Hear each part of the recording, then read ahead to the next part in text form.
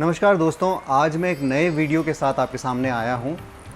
ऐसा शब्द जो सिर्फ भूख से नहीं बल्कि पूरी लाइफ एनर्जी से जुड़ा हुआ है, फास्टिंग। मुझे फास्टिंग प्रैक्टिसेस को अपनाए हुए लगभग 10 साल से ज़्यादा हो चुके हैं, लेकिन फास्टिंग का सही तरीका मुझे सिर्फ पिछले 4 सालों में समझ में आया है। शुरू के 6 सालों में मैंने वही गलतियाँ करी जो आम तौर पे लोग करते हैं और उन्हीं गलतियों का दर्द भी झेला है। मैं चाहता हूँ कि आपको वो दर्द ना हो, वो मुश्किलें ना हो। मेरा अनुभव आपका शॉर्टकट बन सकता है एक होलिस्टिक लाइफस्टाइल के लिए, एक हीलिंग के लिए। आज रैंडम ब्लॉगर्स, इन्फ्लुएंसर्स फास्टिंग के नाम पे जो भी बताते हैं उससे बचना ज़रूरी है, क्योंकि वो कितने फास्टिंग का पालन कर रहे हैं मुझे नहीं पता। फास्टिंग एक पावरफुल हीलिंग टूल है, लेकिन अगर आप गलत तरीके से इसे करेंगे तो ये शरीर को नुकसान भी पहुंचा सकता है। तो जानते हैं कि मॉडर्न साइंस सबसे पहले फास्टिंग के ऊपर क्या कहता है, क्या फाइंडिंग्स आई हैं लेटेस्ट रिसर्चेस में। एक प्रोसेस कहा जाता है हमारे शरीर में जो होता है, जिसे ऑटोफेजी कहते हैं, वो एक्टिवेट होता है फास्टिंग के दौरान, जिसमें शरीर पुराने सेल्स को तोड़ता है और नए सेल्स को बनाता है। हम नए से बनते हैं। इंसुलिन सेंसिटिविटी बढ़ जाती है, आपका बॉडी शुगर को बेटर प्रोसेस करता है, मेटाबॉलिज्म स्ट्रॉन्ग होता है, दिमाग में BDNF हार्मोन बढ़ता है जो मूड और मेमोरी दोनों को एनहांस करता है। फास्टिंग क्रॉनिक डिजीज़ जैसे कैंसर, डायबिटीज़, हार्ट इश्यूज़ को प्रिवेंट करता है। ये सिर्फ क्लेम्स नहीं हैं, ये क्लिनिकल रिसर्चेस से प्रूवन है। Doctor Walter Longo, doctor Jason Fung जैसे साइंटिस्ट हुए हैं जिन्होंने इस पे काम किया है। तो आइए अब समझते हैं कि फास्टिंग को आध्यात्मिक तरीके से कैसे देखा गया है। बुद्धिज़्म कहता है कि फास्टिंग एक पनिशमेंट नहीं है, एक प्यूरिफिकेशन प्रोसेस है, जहाँ पे आप एक्सट्रीम फास्टिंग से दूर रहते हैं, बचते हैं और एक मिडिल पाथ अपनाते हैं, जिसमें आप माइंडफुल ईटिंग और उपवास के समय को बैलेंस करके चलते हैं। दोनों ही चीज़ को आप साथ साथ में लेके चलते हैं। इस्लाम कहता है रोज़ा सिर्फ भोजन से नहीं, विचारों, क्रोध और वासना से भी दूर रहना है। रोज़ा का मकसद है तक़वा, यानी सेल्फ रिस्ट्रेन और स्पिरिचुअल अपलिफ्टमेंट। हिंदुइज़्म की बात करें तो वहाँ तो विस्तार से बताया गया है कि व्रत और उपवास तपस्या का रूप है। एकादशी, नवरात्रि, शिवरात्रि, सभी व्रत कॉस्मिक रिदम से जुड़े हुए हैं। ये शरीर और मन के प्यूरिफिकेशन के दिन होते हैं। स्पिरिचुअल लेवल पर फास्टिंग एक रीसेट बटन है। जब आप भोजन से दूर रहते हैं तो आप अपने आप के पास होते हैं। जो एनर्जी डाइजेशन में जाती थी, अब वो अवेयरनेस और हीलिंग में जाती है। जब शरीर आपका डाइजेशन में व्यस्त नहीं होता है तो वो ज़रूरी काम करता है। अब हम बात करते हैं फास्टिंग कैसे करें। व्रत के एक दिन पहले शाम को हल्का और सात्विक भोजन करें। व्रत के दिन सुबह जल्दी उठें और जल्दी सोना भी ज़रूरी है शाम में। फ़ोन और गैजेट्स का उपयोग मिनिमम करें, बेयर मिनिमम, जितना हो सके अवॉइड करें। ब्रह्मचर्य का पालन करें। सुबह उठकर और रात को सोने से पहले मेडिटेशन करें। शुद्ध प्राणिक पानी पिएं। नॉर्मल फ़िल्टर पानी में प्राण नहीं होते हैं, उसे एनर्जाइज करना भी सीखना ज़रूरी है, जिसे हम आगे के वीडियो में बताएंगे। भोजन में सिर्फ और सिर्फ लोकल और सीजनल फल का सेवन करें। इम्पॉर्टेंट टिप ये है कि फलों को कभी मिक्स ना करें। केले और चीकू एक साथ में ठीक हैं, लेकिन सिट्रसी और मीठे फल को न जोड़ें। केले और अंगूर को न जोड़ें। जैसे फल फुल्ली राइप होने चाहिए। बाज़ारों से 2 से 3 दिन पहले लेके आएँ ताकि राइप हो जाएं। इन सब पॉइंट्स को लिख भी लीजिएगा कहीं पे। मैं आपको एक पर्सनल एक्सपीरियंस बताना चाहता हूँ।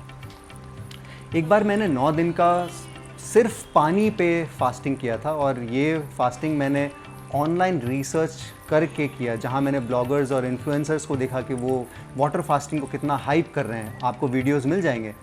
वो मेरी ज़िंदगी की सबसे बड़ी भूल थी। मुझे डिटॉक्स या हीलिंग नहीं मिली, बल्कि एक्सट्रीम वीकनेस मिला, बॉडी क्रैश मिला।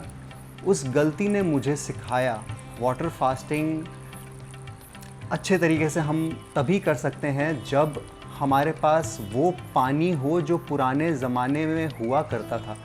आज हमारा जल प्रदूषित है, वायु प्रदूषित है, धरती प्रदूषित है। ऐसे में वाटर फास्टिंग करना खतरे से खाली नहीं है। और आज का पानी तो हम देख ही रहे हैं, कभी बोरिंग से आ रहा है या फिर फ़िल्टर हो रहा है, तो वाटर फास्टिंग तो बिल्कुल अवॉइड करें। आपको वीडियोज़ ऐसे मिल जाएंगे जैसा मैंने बताया यूट्यूब पे, जहाँ पे सारे इन्फ्लुएंसर्स या काफ़ी इन्फ्लुएंसर्स आपको मिल जाएंगे जो बोलेंगे मैंने 10 दिन का फ़ास्ट किया, मैंने 5 दिन का फ़ास्ट किया और मुझे एनर्जी में अपलिफ्टमेंट मिला। मुझे नहीं पता वो कितना फ़ास्ट कर रहे हैं एक्चुअली में, लेकिन मेरा जो पर्सनल एक्सपीरियंस है मैं आपको बता सकता हूँ। बॉडी का वेट गिरता है और बॉडी में कमज़ोरी आती है, लेकिन जो हीलिंग मिलनी चाहिए बॉडी को वो नहीं मिल पाता है, क्योंकि बॉडी नरिशमेंट से एकदम हट जाता है, क्योंकि आज के पानी में वो तत्व नहीं है, वो प्राणिक शक्ति नहीं है जो होनी चाहिए पानी के अंदर। इसलिए मैं सिर्फ़ और सिर्फ फ्रूट फास्टिंग ही करता हूँ और इसी की सलाह देता हूँ। याद रखें कि फ्रूट फास्टिंग करना ज़रूर हमारे लिए हीलिंग है, लेकिन उसमें सावधानियां ज़रूर हमें बरतनी है। हमें लोकल और राइप फलों का ही सेवन करना है। मार्केट में जो फल मिलते हैं वो राइप नहीं होते, वो कच्चे तोड़े जाते हैं ताकि वो शेल्फ़ लाइफ उनकी ख़राब ना हो। तो आपको 1 से 2 दिन पहले ही वो फल ले लेने हैं, व्रत से पहले ही लेके आने हैं और उन्हें रखना है, ताकि वो रखे रखे थोड़े राइप हो जाएं, थोड़े पक जाएं।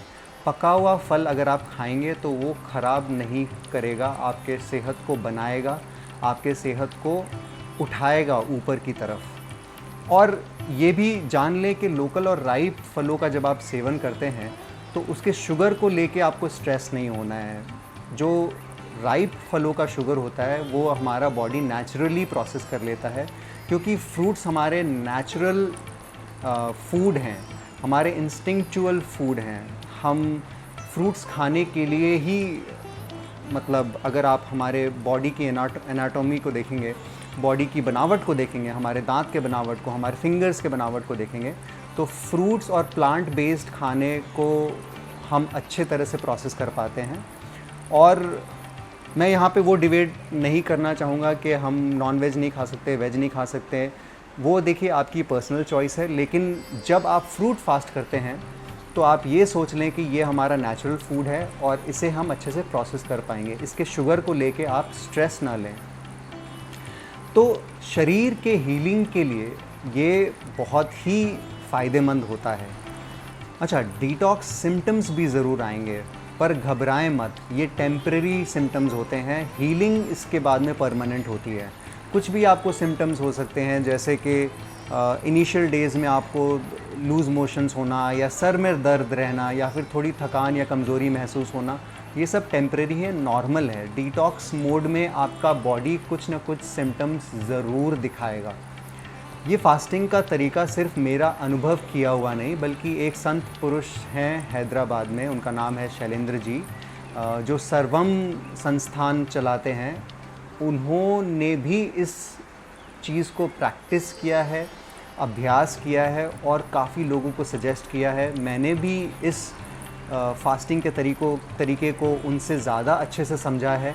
पहले मैं फ़ास्टिंग ज़रूर करता था, लेकिन उनके साथ जुड़ने के बाद में मेरा जो फ़ास्टिंग का अनुभव है वो बहुत उभर के सामने आया है।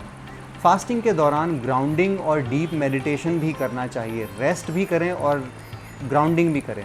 फ़ास्टिंग के बारे में हम आगे और भी वीडियोस में चर्चा करेंगे। इस चैनल से जुड़िए, सब्सक्राइब कीजिए, जीने के सही तरीके को जानिए मेरे साथ नेचुरली।